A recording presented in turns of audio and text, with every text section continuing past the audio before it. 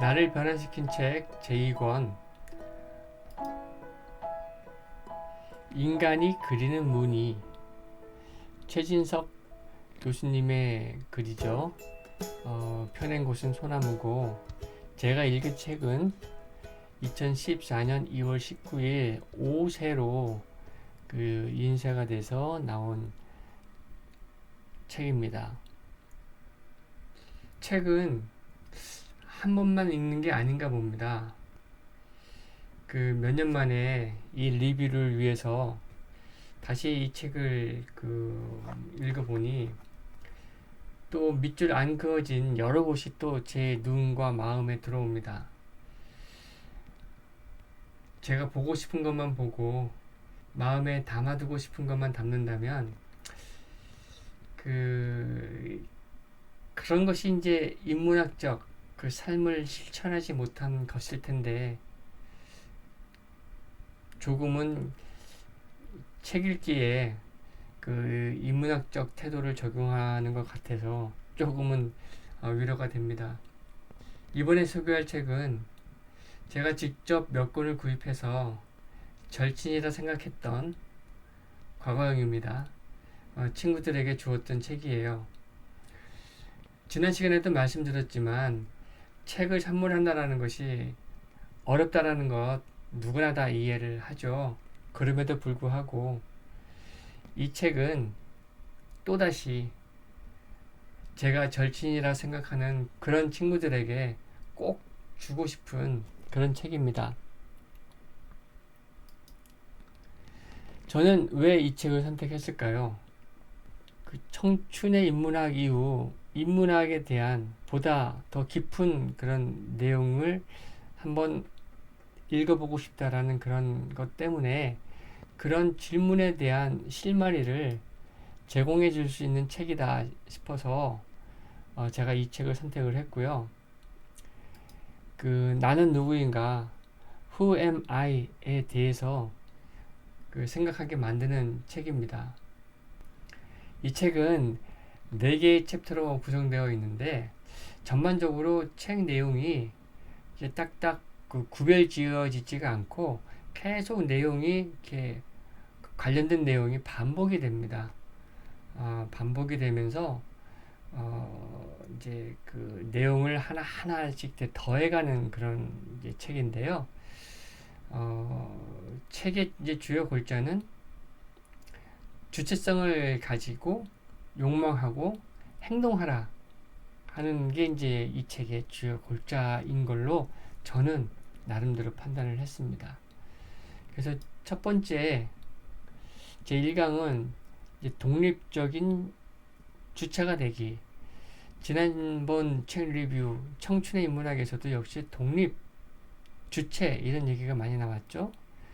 예, 인문학에 대해서 인문학이 도대체 뭐냐, 왜 인문학을 공부하느냐 하는 그런 부분을 많은 사람들이 설명을 하는데, 과거에 아이리버사에서 나온 mp3 플레이어가 아주 국내에서 유행을 한 적이 있었습니다.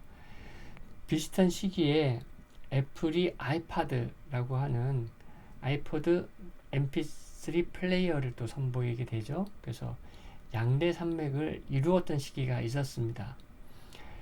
그 이후에 이러한 제품들이 선보이게 되죠.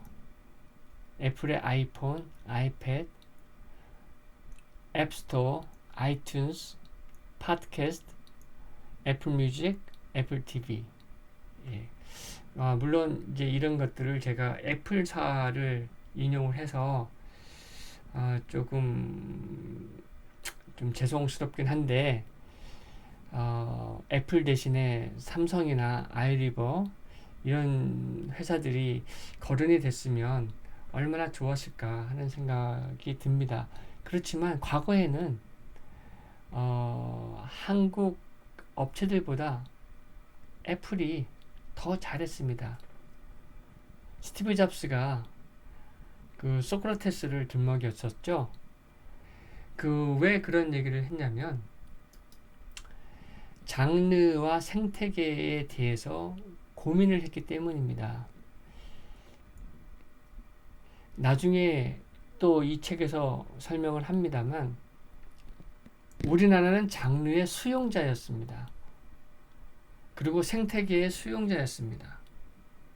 남들이 만들어 놓은 장르를 그대로 수입을 해서 그 장르를 팔로우 했거든요. 따라갔습니다. 우리가 스스로 장르를 개척하기 시작한 건 진짜 얼마 안 됩니다. 최근 들어서 근래에 드라이브 스루 진단 시스템 이런 것들은 우리가 하나의 생태계를 장르를 만들어낸 우리가 장르를 개척하고 만들어낸 쉬운 예가 되겠죠.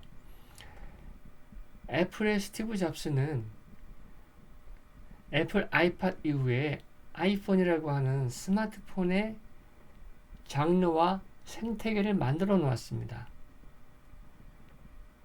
자그마한 컴퓨터를 우리의 손아귀에 쥐어준 거죠. 그러면서 세상이 바뀌게 되었죠.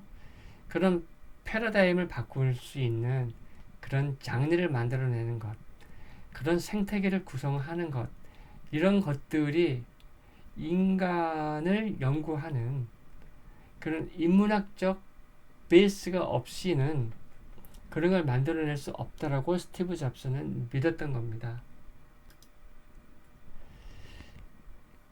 중국의 이념, 일본의 이념, 미국의 이념을 우리가 따를 것이 아니라 한국에서 만든 한국의 이념을 우리도 이제는 만들어내야 되겠다라고 얘기를 하고 있습니다. 이 이념에 대해서는 제 2강에서 또 그 얘기를 할 거예요. 이 인문학을 저자는 더듬이라고 표현을 합니다. 이 더듬이라는 건 뭐냐면 뭔가를 센싱, 느끼고 그 느끼고 보고 하는 것으로부터 어떠한 판단을 내려야 되는데 그 판단을 내림에 있어서 이런 인문학이 상당히 필요하다라고 얘기를 하는 거예요. 그래서 소위 통찰력, 딱 보면 압니다 라고 하는 그런 통찰력, 바른 통찰력이어야 되겠죠. 올바른 통찰력을 위해서는 그 바탕에 우리가 인문학적 또 주체적인 그런 사고를 해야 된다 라고 얘기를 하고 있습니다. 그렇다면 그 인문학적 통찰이라는 것이 무엇이냐? 우리는 가끔 이런 시험에 들죠. 이것이 좋다, 이것이 싫다, 이것이 옳다, 이것이 그르다. 이런 판단은 저자가 얘기하기를 정치적 판단이라고 얘기를 합니다. 그러면 인문학적 판단은 무엇이냐? 좋다, 나쁘다라고 판단하지 않는다라는 거죠. 옳고 그르다라고 판단하는 게 아니고요. 대신 질문을 한답니다. 이렇게 질문하는 거죠. 이 세계가 어떤 변화가 있길래 이런 일들이 가능해졌지? 왜 내가 처음으로 보는, 처음으로 느끼는 그런 사건이 발생을 했을까라는 그런 바탕을 들여다본다라는 거죠. 그게 인문학적 통찰이라는 겁니다. 우리가 좋고 싫고 옳고 그르다라는 판단은 결국 우리 안에 이미 내재되어 있는 선 입력되어 있는 어떤 지식체계에 의해서 판단되는 거잖아요. 그래서 어떤 사건을 내가 이미 가지고 있는 지식체계, 편견 이런 것으로부터 판단을 내는 것이 아니라 그런 걸 다 배제한 상태에서 왜 그런 일이 발생을 했을까? 왜 그런 일이 가능하지? 라고 질문하는 것. 이런 것이 인문학적 통찰이 있으면 가능하다라는 거예요.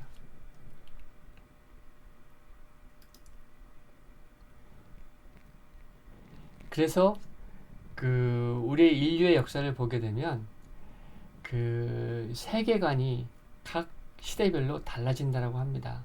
그래서 저자는 고대의 인간의 사고틀, 중세의 인간의 사고틀, 근대의 인간의 사고틀이 각기 달리 변화해 왔고, 그런 변화 속에서 이념이 생성이 되어 왔다라고 설명을 하고 있습니다.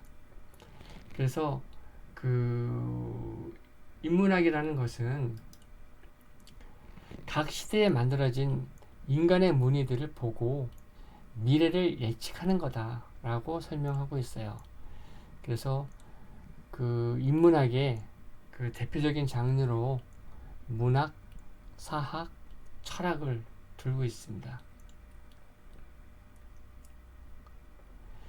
방금 전에 말씀드린 대로 자기가 자기로 존재해야지만 다른 편견을 버리고 인문적 통찰에 다가설 수 있다라고 얘기하고 있고요. 이념과 신념은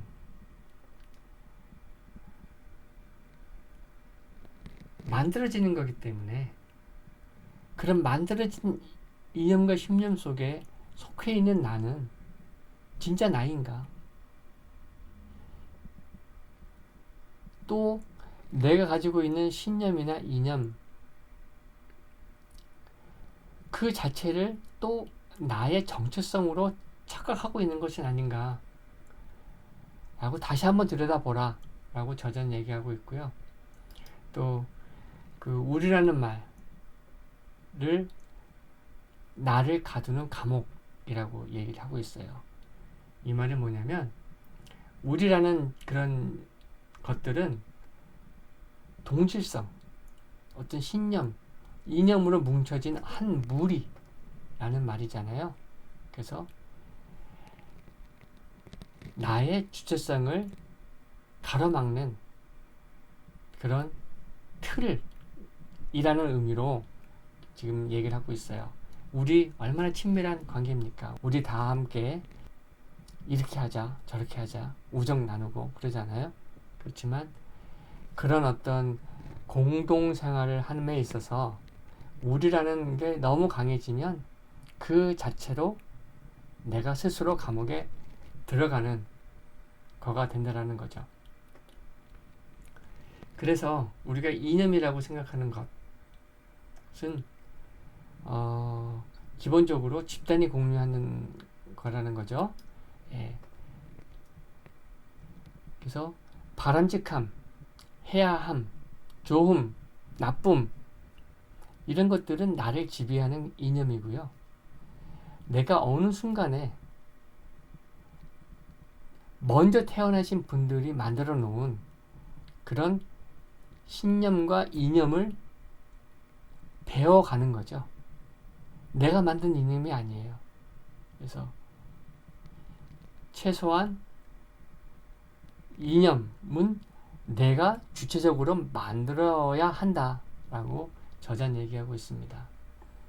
그래서 마지막으로 권력이 만들어낸 이념에 복종하는 나가 되지 말고 주체가 되자 라고 저자는 이야기를 하고 있습니다. 다음은 저자가 인용한 알프레드 디 수자의 글입니다. 한번 설명 없이 쭉 읽어보도록 하겠습니다.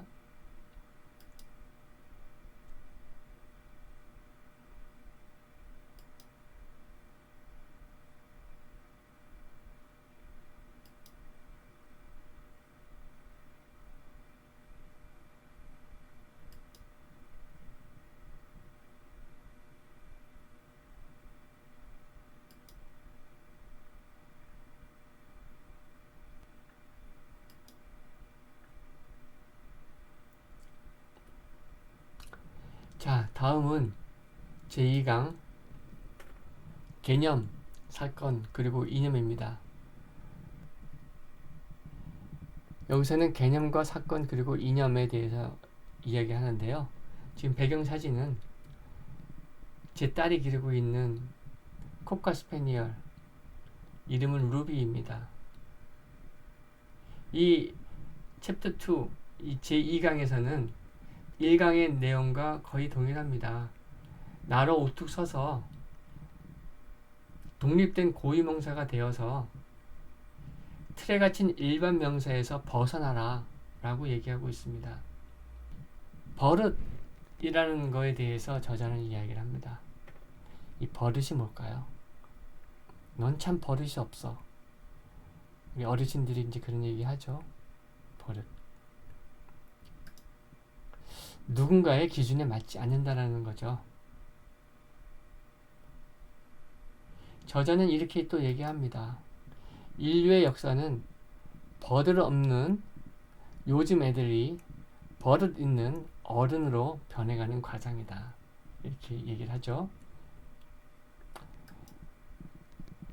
버릇이 없다는 말은 어른들끼리 만들어 놓은 그 어떤 틀, 그 안에 그 아이들이 아직 들어가지 않았다라는 것이죠.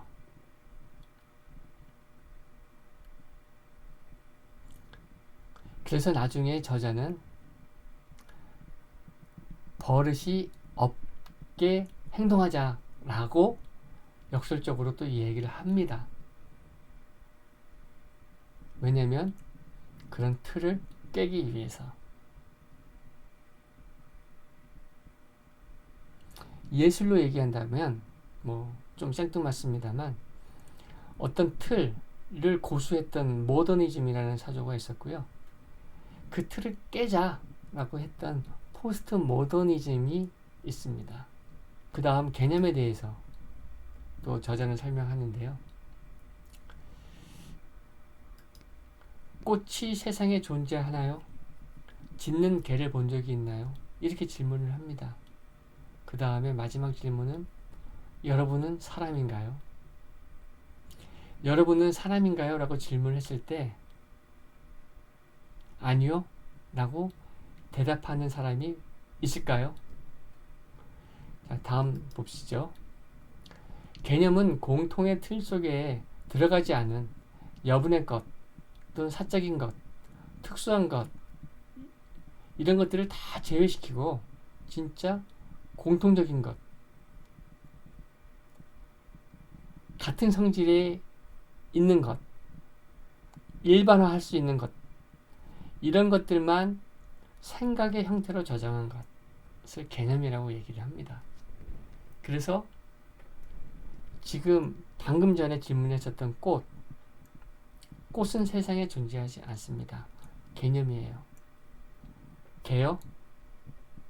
개도 개념입니다. 사람이요? 사람도 개념이죠. 다 공통적인 거예요. 우리 집에는 장미꽃이 있고 제가 왔다고 반갑게 지저대는 루비라는 코카 스패니얼이 있고 지금 이 순간에 YSL이라는 사람, 제가 존재합니다. 그래서 개념은 일반 명사라고 할 수 있는 그런 개념이고요.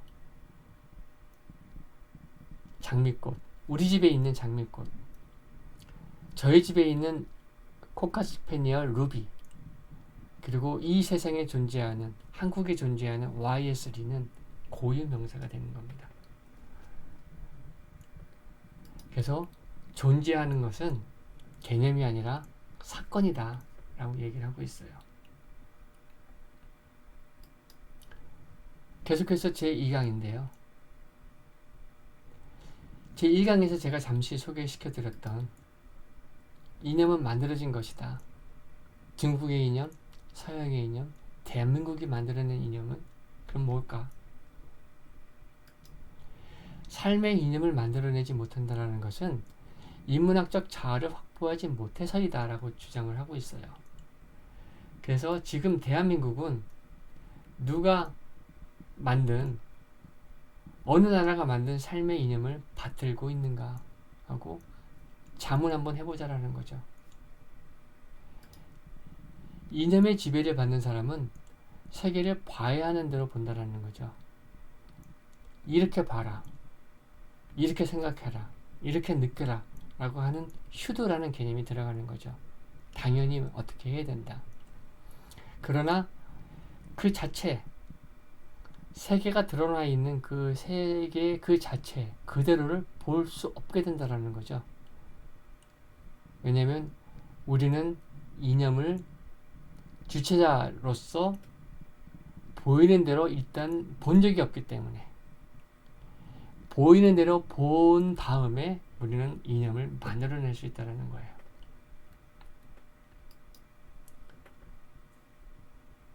보편화된 이념, 이런 것들은 그 선악의 여부와 관계없이 기준으로 작동한다는 거죠. 그래서 어떤 기준이라는 것은 상당히 위험한 겁니다. 어떤 것을 구분하고, 구분한 다음에 선택하고, 선택되지 않은 나머지는 배제를 하죠. 이런 것들은 저자는 폭력이라고까지 얘기를 합니다. 저자는 이제 중국 사상에 대해서 많은 연구를 했는데요. 대표적으로 공자와 노자를 비교를 하고 있어요. 그래서 공자는 어떻게 얘기를 했냐면, 고귀한 성인이 되려면 사회적 합의에 의한 공인된 바람직한 틀, 그리고 원칙, 좋다라고 규정된 것들을 따라야 한다 라고 그 제자들을 가르쳤고요. 노자는 바람직한 일보다는 독립된 주체로서 하고 싶은 바라는 일을 하고, 해야 하는 일보다는 주체로서 하고 싶은 일을 하며, 좋은 일을 하기보다는 스스로 좋아하는 일을 해야 된다라고 이야기했다라고 합니다. 그래서 저자는 이제 이렇게 얘기를 하고 있어요. 특정한 신념과 이념은 인문학적 통찰을 방해한다. 계속해서 이제 얘기하고 있죠. 인문학적 통찰은 독립된 주체로서만 가능하다. 또 있는 그대로를 볼 줄 아는 통찰을 가져야, 그런 더듬이를 가져야 인문학적 통찰을 할 수 있다. 이 얘기는 화장기 없는 맨 얼굴로 세계를 정면으로 마주 대하는 것,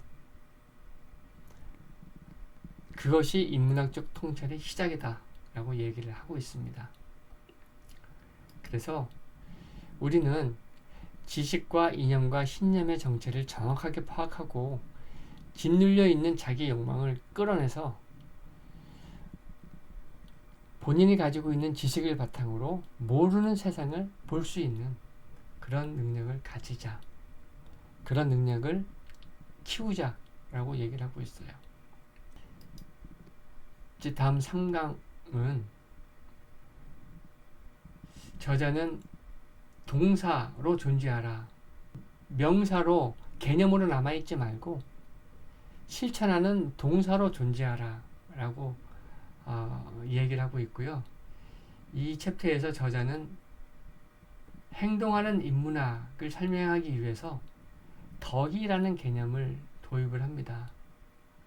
저자는 인문학은 지식이 아니라 행동이다 라고 이제 규정을 하고, 풍부한 창의력을 발휘할 수 있도록 사람을 움직이게 하는 내적인 동력은 그 사람을 지배하는 지식도 이념도 아니고 바로 덕이다 라고 이제 덕에 대해서 도입을 하고 있습니다.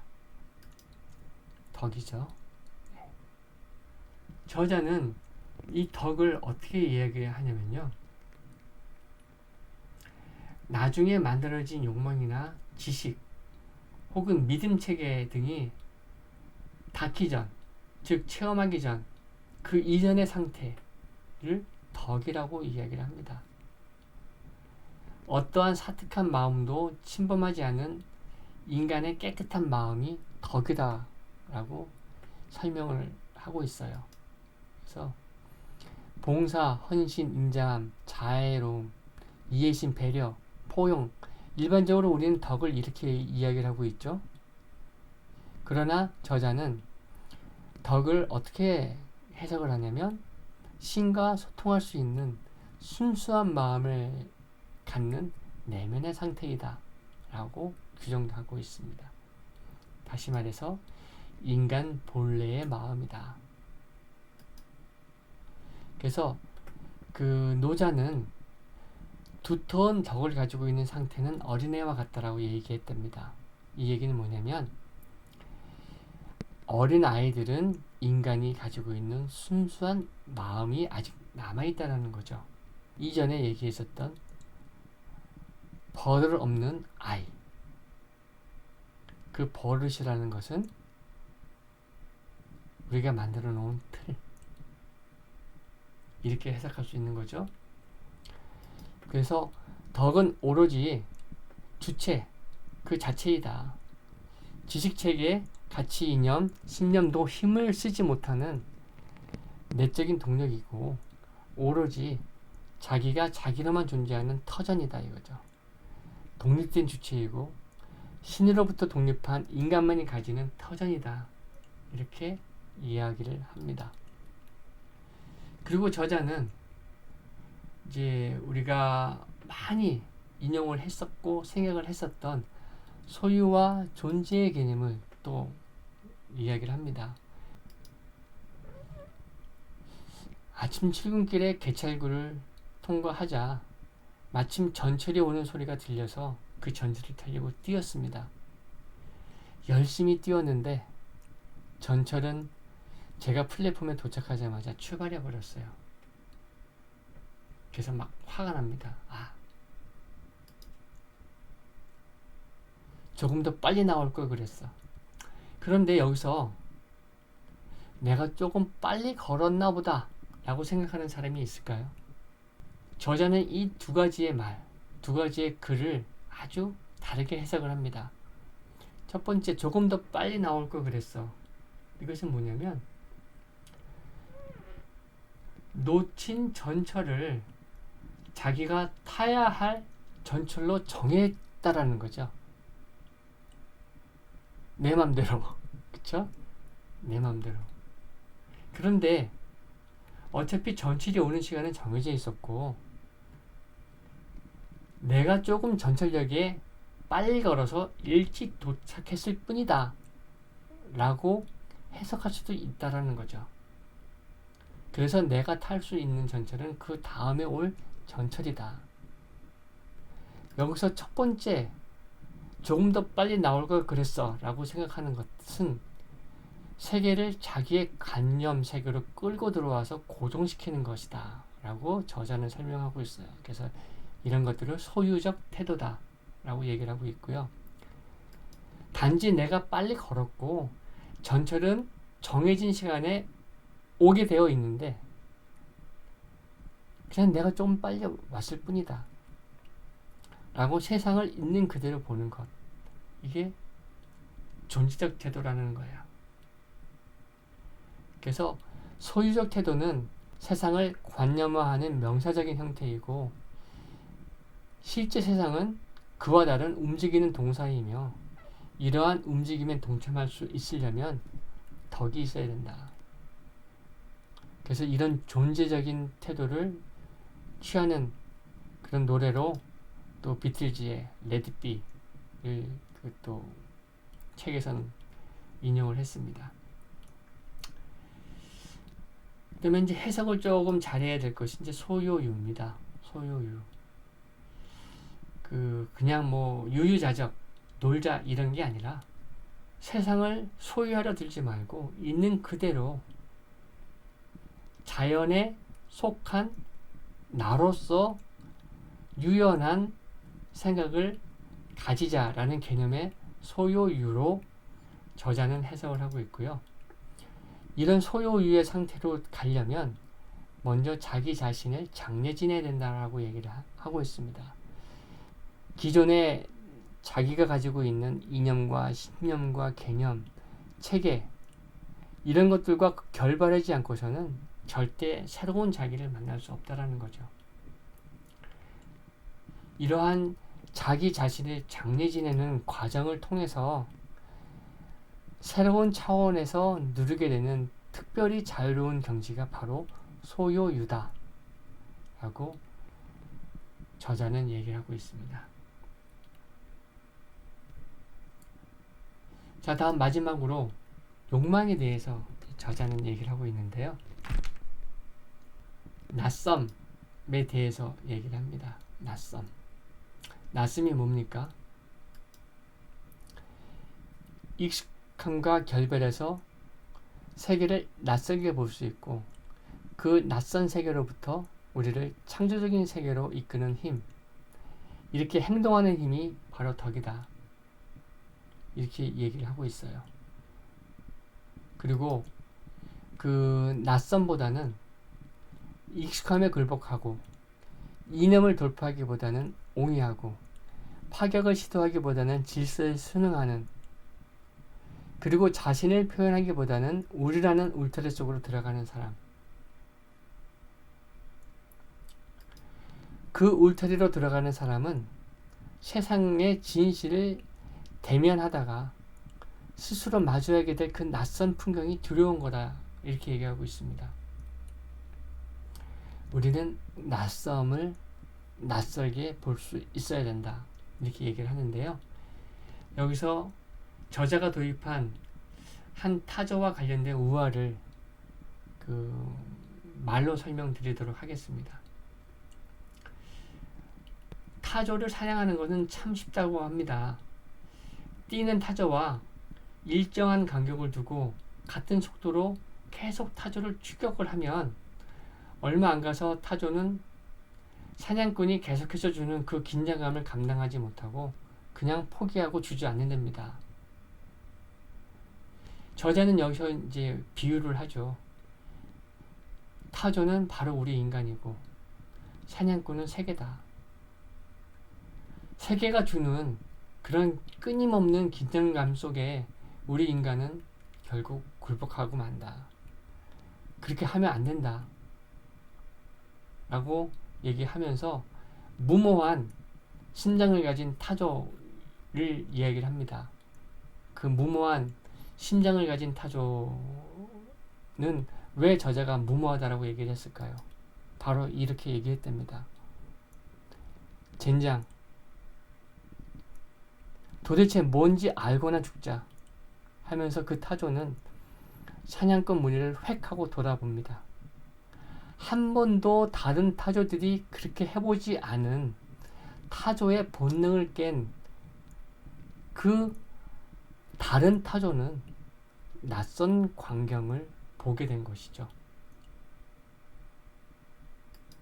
그리고 그 무모한 심장을 가진 타조는 다른 타조와 전혀 다른 사고의 깊이를 가지게 될 것이다.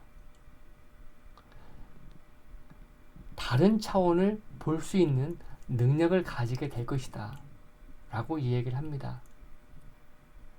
그 낯섦에 대항할 수 있는 그 능력은 어디서 나올까요? 뒤돌아 사냥꾼을 쳐다볼 수 있는 데에는 바로 용기가 필요하다라고 얘기를 합니다.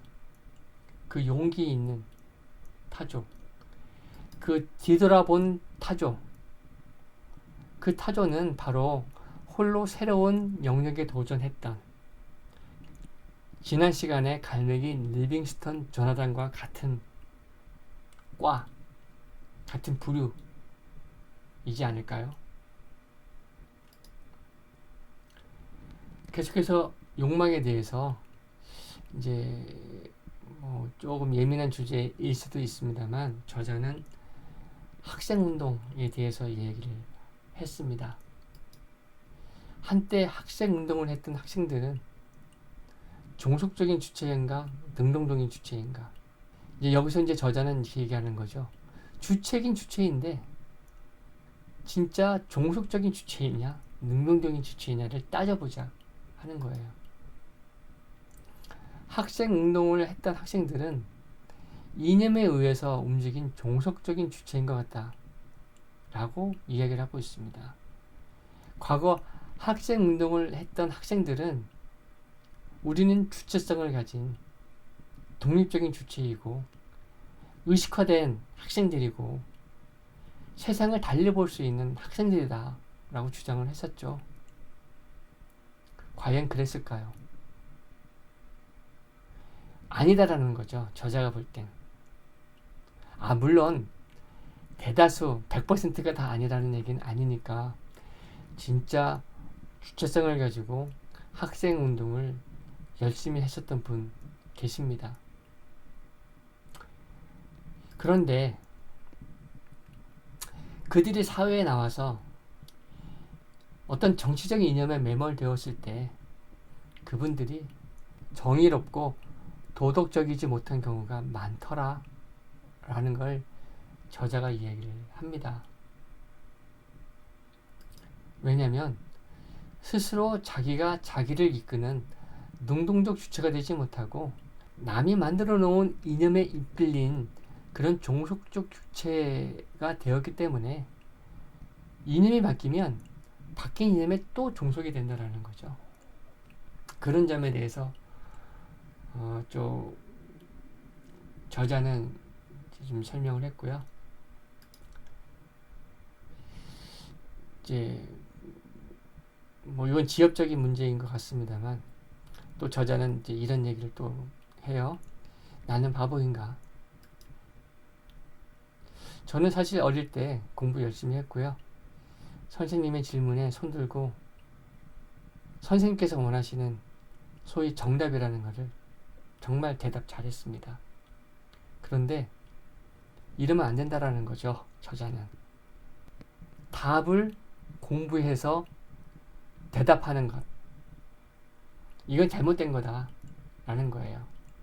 그래서 어떤 대답을 요구하는 질문에 손들고 뻔한 그 대답을 하는 것은 바보들이 하는 짓이고요.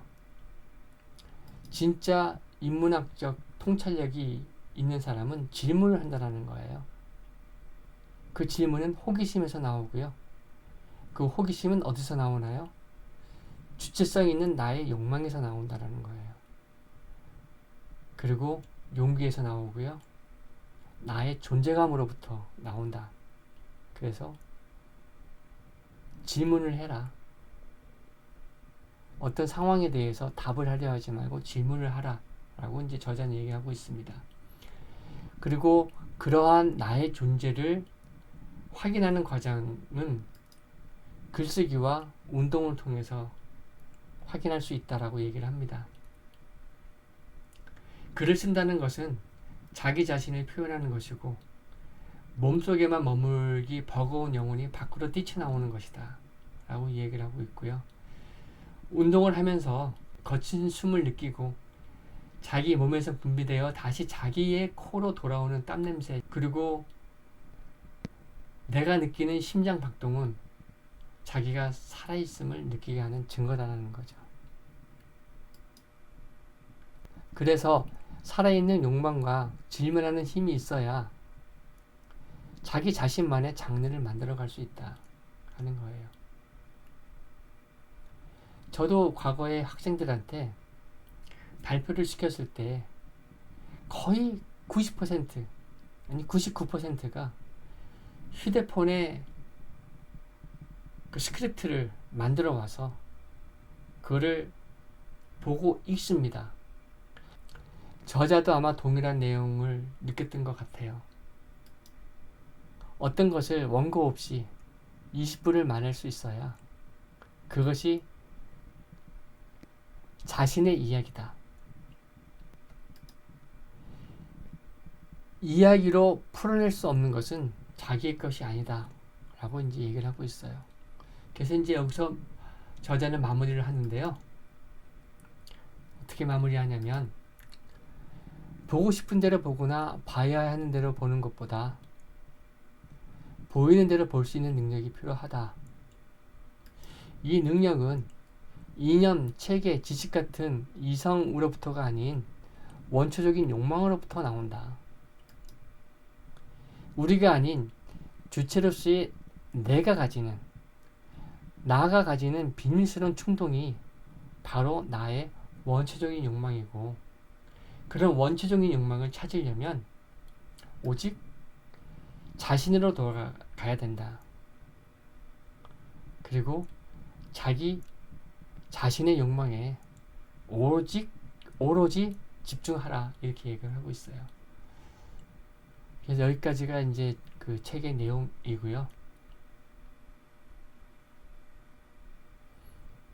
여기에 대한 또 제 생각을 말씀드려야 되겠죠. 가수 조항조 씨가 불렀던 그 고맙소라는 노래에는 이러한 가사가 나옵니다. 이 나이 먹도록 세상을 잘 모르나 보다. 문득 저도 지금 순간에 또 그런 생각을 합니다. 저도 이 나이 먹도록 아직 세상을 잘 모르는 것 같습니다.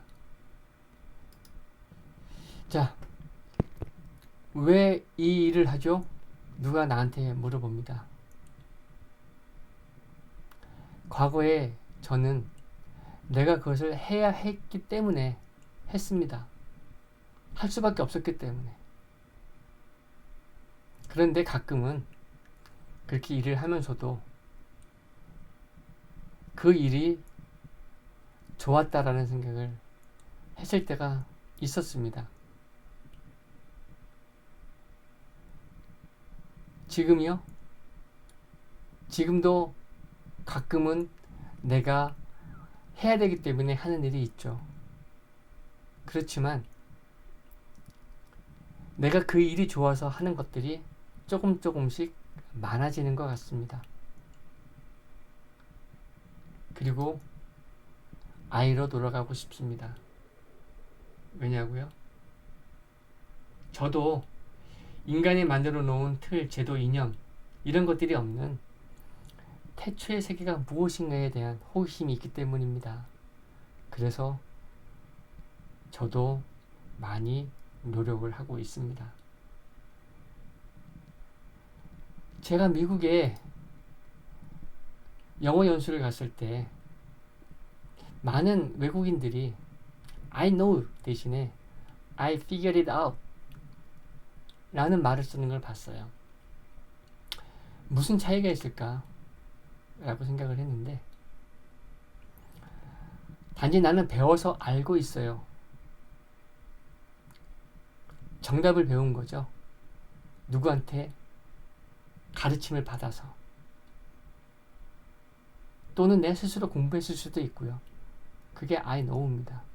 그런데 I figure out, I figured it out. 나는 뭐에 대해서 고심한 끝에, 생각한 끝에 그것에 대해서 이해하고 알아냈어요. 라는 뜻이 바탕에 깔려 있습니다.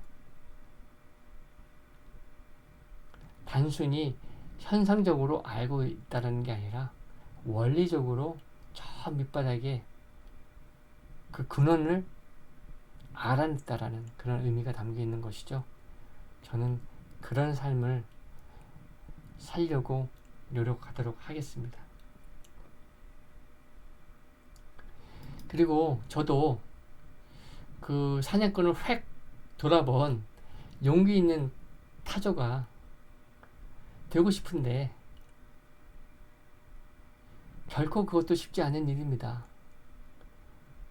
저뿐만이 아니라 제 친구들 역시 마찬가지로 본인이 옳다고 하는 그런 생각이 깨지는 것이 너무 두려워하는 그런 생각을 많이들 합니다. 그래서 내 생각이 잘못됐다라고 하는 그런 상황을 대면하고 싶지 않아서 낯선 것을, 낯선 세상을 바라다 보는 것, 그걸 못하는 사람들이 많거든요. 그래서 저도 조나단 리빙스턴과 타조처럼 늘 새로운 것을 질문하고 새로운 영역을 개척하고 그런 전선, 프론트라인이라고 하는 그 전선에 앞장서서 새로운 세상을 볼 수 있도록 노력하겠습니다. 이제 저의 정체에 대해서 이제 조금 이제 처음으로 말씀을 드리는데요. 저는 사진 예술가입니다. 다큐멘터리 작가죠. 그런데 저는 대상을 우리 최진석 교수께서 말씀하신 대로 그대로 보고 있는가, 아니면 제가 보고 싶은 대로 보았는가, 딜레마에 빠집니다. 저는 지금까지 제가 보고 싶은 대로 본 것 같아요. 그렇지만 저는 스트레이트 사진을 찍었기 때문에 대상을 있는 그대로 보려고 노력도 조금 하지 않았나, 조금 혼란스럽습니다. 그래서 그 부분은 아직 퀘스천 마크인데 조금 더 공부를 해보도록 하겠습니다. 인문학적 통찰은 대상을 있는 그대로 볼 수 있는 능력으로부터 시작된다 했거든요. 제 사진도 그래야 될까요? 역시 퀘스천 마크입니다. 그리고 또 한 가지, 동사가 되자 그랬잖아요. 저자가 아는 것에 그치지 않고 행동하고 실천하는 그런 덕을 기르는데 힘쓰도록 하겠습니다. 용기를 내어 실천해 보도록 다짐을 해봅니다.